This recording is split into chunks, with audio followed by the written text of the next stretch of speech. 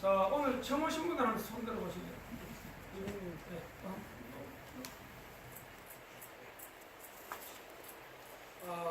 처음 오신 분들 이렇게 하니까 좋습니까? 네, 힘은 들어도 좋습니다. 좋죠. 네. 이 연불의 위력에 대해서 사람들이 잘 몰라요. 이 연불을 모르면은 저는 단정을 한 불교를 모른다 이렇게 얘기합니다. 왜 그러냐면은 글자 그대로 해석을 해도 연불은 부처님을 생각하는 거잖아요. 부처님이 누구예요? 부처님은 불교의 거주이시고 위대한 성인이시잖아요. 성인이 남긴 말씀은 그대로 진리거든요. 그게 경전이 되고 지금 이렇게 오랫동안 전해져 오는 진리의 말씀인데 그 성인의 삶, 그 행적을 생각하는 거예요.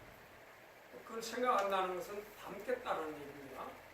그 부분을 본받아서 우리도 그렇게 살겠다 다짐하는 건데 우리가 그 부분을 따라서 살고자 다짐하지만 잘 됩니까? 안 됩니까? 잘 안 되죠? 네. 벌써 우리하고는 차이가 많습니다.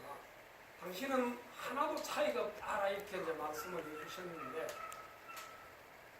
우리를 들어 뭐라 그랬어요? 부처님은? 중생이라 그랬어요? 부처라 그랬어요? 네? 중생이라 그랬어요? 부처님은 우리를 보고 부처다.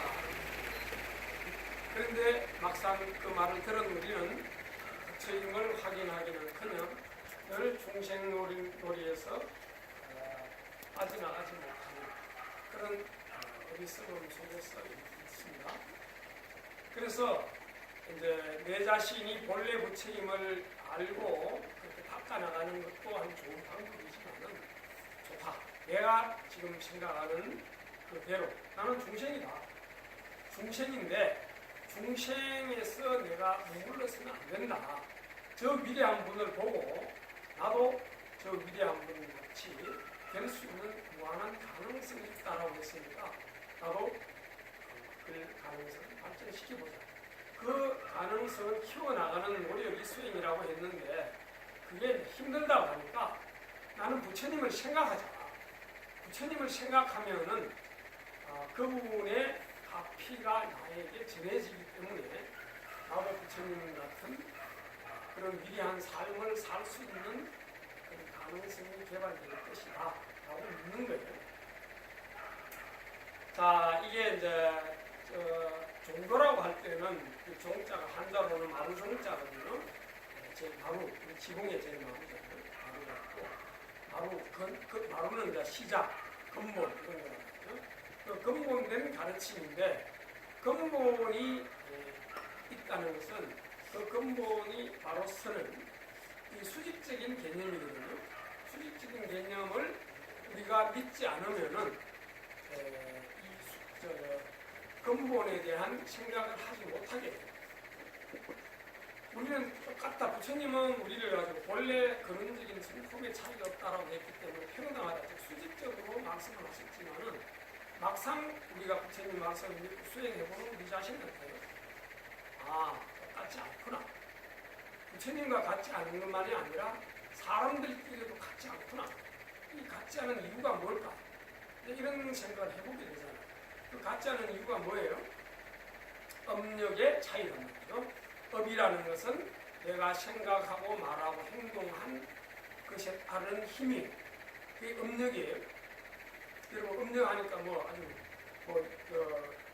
별다른 것처럼 생각하지만은 업력은 내가 생각과 말과 행동의 결과물이에요. 그게 뭐예요? 보이지 않는 에너지의 형태로 내 몸속에 남아있는 거예요. 그 업력이 뭐예요? 나도 모르게 나를 끌고 가요. 나를 지배하는 거예요. 이 나를 지배하는 업력에서 벗어나지 못하면은 내가 아무리 생각이 다른 데가 있어도 그 다른 생각대로 내 삶이 되지 않습니다. 이 견고한 업력이 나를 잡아 끌기 때문에 그쪽으로 나아가고자 해도 나아가지 못하는 거예요. 내가 나아가고자 뒤에서 밀어줘야 되는 거죠. 근데 뒤에서 나를 잡아당겨버리죠. 그러니까 나아가기가 힘든 겁니다. 이게 이제 업력이구나 하는 것을 알기만 하면은 그게 이제 요즘 말로 주제 파악이 되는 거예요. 자기 발견이 되는 겁니다. 자기 발견이 되면 아 이렇다, 나 이런 사람이었구나, 이런 음력을 키워온 사람이었구나라고 생각하면은 헛된 욕심을 덜 내게 돼요. 안 되지는 않습니다. 내기는 내요. 왜요? 내가 보고 듣는 게 있기 때문에 나도 자꾸 그렇게 하고 싶잖아. 나도 좋은, 내 눈에 비치는 좋은 사람, 좋은 모습대로 나도 닮고 싶고 그렇게 하고 싶은데 막상 그렇게 하려고 보면 어떻게? 음력이 뒤에서 잡아 끌기 때문에 안 된단 말이야. 근데 왜 안 될까? 남들은 더 잘 되는데 라고 비교 심리가 발동이 돼서 내 자신을 비관하고 이렇게 하지만은 수행을 자꾸 하다 보면은 자기 음력을 발견하는 거예요. 아, 내 정신의 삶이 이러이러한 생각과 말과 행동으로 익혀왔구나. 그 음력이 작용하기 때문에 내 생각은 언해도 내 생각대로 되지 않는 거구나. 아, 그래서 내가 저렇게 될 수 있을 것 같다라는 그런 것은 가능성일 뿐 내가 거기에 지나친 기대를 하거나 그 욕심을 내서 안 되겠다라는 자기 파악이 되는 겁니다. 그렇게만 돼도 부질없는 생각, 즉 이루어질 수 없는 일에 대한 욕심을 덜 내게 된다. 그 덜 내게 되는 그 자체가 내 삶을 상당히 자유롭게 하고 편안하게 합니다. 일단 비교하는 심리에서 내가 조금 멀어질 수 있기 때문에 혹자는 또 그래요. 비교하는 심리가 자기를 발전시킨다 이렇게 얘기하죠. 남을 닮으려고 하는 그런 마음 때문에 내가 머물지 않고 향상한다 하는데 그런 게 있죠. 모방 속에서 새로운 창조가 나오기 때문에 닮으려는 그런 노력, 현실적인 가시적인 노력을 부정하는 건 아닙니다. 그런 상황에 처하면 그렇게 해야 되지만은 그 끝은 사람을 상당히 심성을 파괴시켜요. 현실에는 그렇게 요구를 하는데 그 요구를 하기 때문에 나도 여러 사람과 어울려서 경쟁하는 속에서 살아남기 위해서는 나도 닮고 나도 딛고 일어서기 위해서 좀 안 좋은 생각, 안 좋은 행동 그런 말을 할 수는 있어도 그 결과가 그렇게 좋지 못하다는 생각을 하면은 설령 현실 속에서 내가 바라는 대로 되지 않아도 내가 덜 답답해 합니다. 내 자신을 덜 혹사시킨다. 여러분 성취됐다라고 기고만장하다 보면 그분은 이미 자기 토대가 허물어지기 시작한 상태예요. 그래서 오래 못 갑니다. 근본이 토대가 부실하면은 우리 이번에 유치원이 무너진 거 맞죠? 토대가 부실한 거잖아요. 무너지게 돼 있어요. 근데 부실한 토대 위에 집을 지어놓으면 어때요? 건물은 그럴듯하게 있잖아요. 근데 그 때가 되면은 부실한 그 토대가 조금 틈이 생기면 무너지니 사람도 마찬가지예요. 그래서 이 경쟁 사회 속에서 어떻게 살아야 하는가 하는 문제로 여러분 고민을 많이 하시잖아요. 네. 남보다 더 잘 살기 위한 노력을 끊임없이 하고 무리를 하고 그러다 보면 몸에 탈이 나고 또 그 병치레하느라고 또 돈 들이고 또 고생을 하고 그러다가 또 이제 회복이 되면 다시 또 무리하다가 또 이렇게 시행착오를 겪고 이런 반복을 하거든요. 근데 그런 과정 속에서 자기가 믿고 의지할 수 있는 어떤 불변의 대상이 있으면은 참 살기가 편해집니다. 즉 우리가 믿고 의지하고 기댈 수 있는 불변의 대상이 누구예요? 불자들에게 부처님. 부처님께 귀의합니다. S자로 뭐예요? 너무합니다. 네. 시공간을 초월해서 언제 어느 때나 나와 함께 계셔주시는 분, 나의 일거수일투족을 다 하시는 분, 그분께 저를 맡깁니다. 그게 너무합니다. 이렇게 내가 부처님께 다 맡깁니다. 이렇게 해버리면은 내 자신을 다 책임져 줄 수 있는 분, 또 책임져 주시기 위해서 이 땅에 오신 분이거든요. 부처님은. 부처님 그렇게 오셨어요. 이 땅에 오시기를. 그런 원력 보살로 오셨기 때문에 당신의 그런 원력이 크니까 우리를 구제할 수 있는 힘이 있고 구제할 수 있는 힘이 있기 때문에 우리가 믿고 의지할 때는 그분의 한량없는 그 원력의 힘으로 우리는 살아갈 수 있는 겁니다. 그래서 그걸 살아간다 할 때는 이 능동적인 말이잖아요. 근데 살려진다 하는 거예요. 피동적인 말이죠. 수동태입니다. 근데 사실은 내 힘으로 산다 할 때는 내가 살아간다 능동태지만은 살려진다 할 때는 어떻게? 수동태죠. 누구 힘으로 살려져요? 누구 힘? 부처님 힘으로 살려지는 거예요. 부처님 힘. 왜요? 그분이 나를 살려주시겠다고 이 땅에 오셨단 말이에요. 우리를 중생에서 부처로 전환시켜주기 위해서 오셨다. 근데 만약에 중생 따로 있고 부처 따로 있다면은 이거는 종자가 다르잖아. 그러면 전환이 될 수 있어 없어요? 될 수 없습니다. 근데 부처님 말씀은 우리가 중생이 아니라 부처라고 했단 말이에요. 했기 때문에 그 가능성 때문에 우리는 부처가 될 수 있는 거예요. 근데 그 가능성은 있지만은 그 격차는 너무 큰 거예요. 시간, 공간의 격차가 너무 큰데 그 큰 격차를 극복하는 것은 내 힘으로 안 되는 겁니다. 누구 힘으로요? 부처님 힘으로. 그게 불력, 부처님 힘. 힘자 불력이에요. 불력, 부처님 힘으로 내가 부처님이 될 수 있는 겁니다. 그 부처님 힘으로 내가 부처가 될 수 있는데 그거는 아주 어렵고 힘든 일이 아니라 그냥 부처님은 시간과 공간을 초월해서 지금 이 시간에, 지금이라는 시간과 이 자리라는 그 공간에 지금 이 자리에서 나와 함께 계시기 때문에 내 마음 흐름 잘 아시고 내가 어떻게 살아갈 것인가에 대한 너무 환히 잘 아시기 때문에 그분께 맡기면은 나를 책임져 주신다는 분이 나를 나쁜 길로 인도하겠어요? 나가 잘못되도록 방치하겠습니까? 그럴 리 없죠? 남아미답은? 그럴 리가 없단 말이에요. 그럴 리가 없다라는 것을 여러분 믿는 거, 이게 믿음이에요. 종교적인 믿음은 절대적인 존재에 대해서 믿는 겁니다. 절대적인 존재는 시공을 초월하는 겁니다. 시간과 공간 속에 걸리는 사람은 절대자가 될 수 없습니다. 부처님은 시공을 초월했기 때문에 부처님을 무량광, 무량수라고 한 거예요. 시간에 걸림이 없으니까 무량수고 공간에 걸림이 없으니까 무량광이에요. 네. 시간에 걸림이 없으니까 과거, 현재, 미래가 탁 열려 있는 것이고 공간이 걸림이 없으니까 이곳 저곳 하는 거에 차이가 없는 겁니다. 그러니까 부처님한테는 장백이라는 거, 과거라든지 미래라든지 이런 시간 개념이 통하지 않는 분이. 그러니까 어떻게 해요? 늘 지금 이 자리에 내가 있는 그곳에 부처님은 늘 나와 함께 해주시는 거예요. 그렇기 때문에 내가 어렵고 힘들 때 그분을 믿고 의지하는 마음이 간절하면은 다 이루어진다. 믿는 마음이 지극하면 다 된다. 여러분, 이것은 상식 같은 얘기지만은 여러분들이 꼭 명심해야 됩니다. 불자들은 특히 이 믿음이 약해요. 자꾸 깨닫는다. 내가 깨달아야 된다.